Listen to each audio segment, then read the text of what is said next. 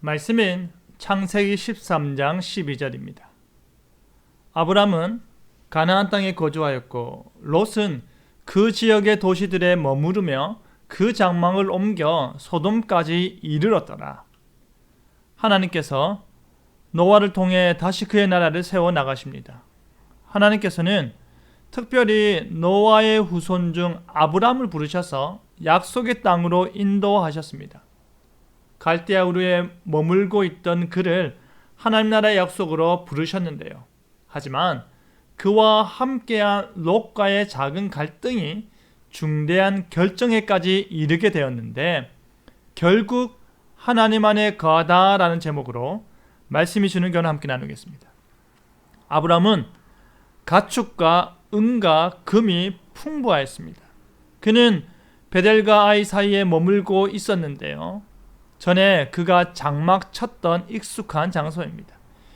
이곳이 특별한 의미를 가지는 이유는 바로 그가 처음으로 제단을 쌓은 곳이기 때문입니다.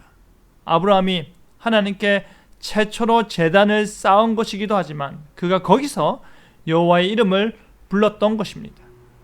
아브라함이 애굽으로 내려갔다가 다시 돌아올 때에 그가 마음속으로 정해놓은 곳은 바로 이곳이었습니다. 하지만 갈등이 있었습니다. 끊이지 않는 다툼이 있었습니다. 그 갈등과 다툼의 내용은 바로 아브람과 함께하는 롯도 양과 소와 그의 소유가 많았기 때문입니다. 그들의 모든 가축이 풀을 먹고 물을 마시며 지내기에는 그 땅이 넉넉하지 않았던 것입니다.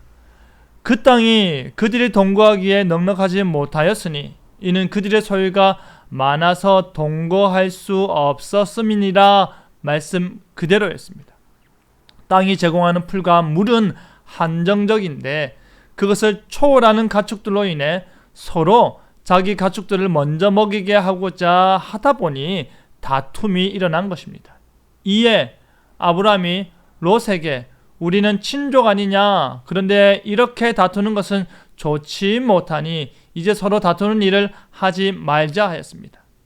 그러면서 내 앞에 온 땅이 있으니 나를 떠나가라. 내가 좌하면 나는 우하고 너가 우하면 나는 좌하리라 하였습니다. 이제 롯이 눈을 들어 보았을 때 온 땅의 물이 넉넉한 지역이 눈에 들어왔습니다. 마치 여호와의 동산 같고 애굽 땅과 같았다고 합니다. 바로 요단 온 지역이었습니다. 롯은 그 지역을 택하여 떠났습니다.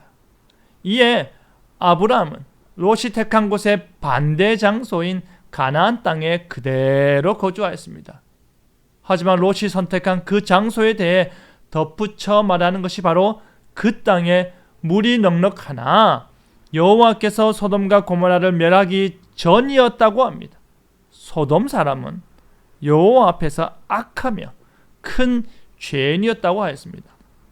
하나님께서 갈대아 우르에서 아브라함을 불러내었을 때에 그와 동행한 자가 바로 조카 롯이었습니다. 그런데 롯은 하나님께서 갈대아 우르에서 왜 아브라함을 불러내었는지, 애굽에서 왜 다시 가나안 땅으로 돌아오게 하였는지 그 모든 것을 다 보고 아는 자였습니다. 하지만 그 아는 것이 그의 결정적인 순간을 지배하지 못하였습니다. 롯은 보기에 좋은 땅을 선택하고 자신에게 이득이 되는 판단을 했다고 여겼습니다. 하지만 그가 범한 가장 큰 실수는 바로 하나님께서 아브라함을 부르신 약속의 땅을 떠나는 것입니다. 반면에 아브라함은 롯에게 선택권을 먼저 주었음에도 불구하고 그는 여전히 하나님의 약속 안에 거하고 있음을 볼 수 있습니다. 사랑하는 성도 여러분, 아브라함과 롯에게 현실적인 문제가 있었습니다. 어떻게 하면 자신들의 삶을 위해 보다 윤택한 환경을 만들어 줄까 하는 욕심이 부른 갈등이요 다툼이 아닐 수 없습니다. 하지만 롯의 선택에는 하나님이 없었습니다.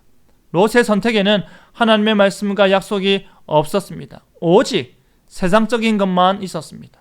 우리가 지금 행하고 있는 선택과 결정 역시도 오롯이 세상적인 것들로만 가득하지 않습니까? 죄와 타락으로 가득한 방법들로만 가득하지 않습니까? 아브라함은 약속의 땅을 선택하였음을 기억하시기 바랍니다. 아브라함은 양보하였음에도 불구하고 약속 안에 머물고 있는 하나님의 섭리를 기억하시길 바랍니다.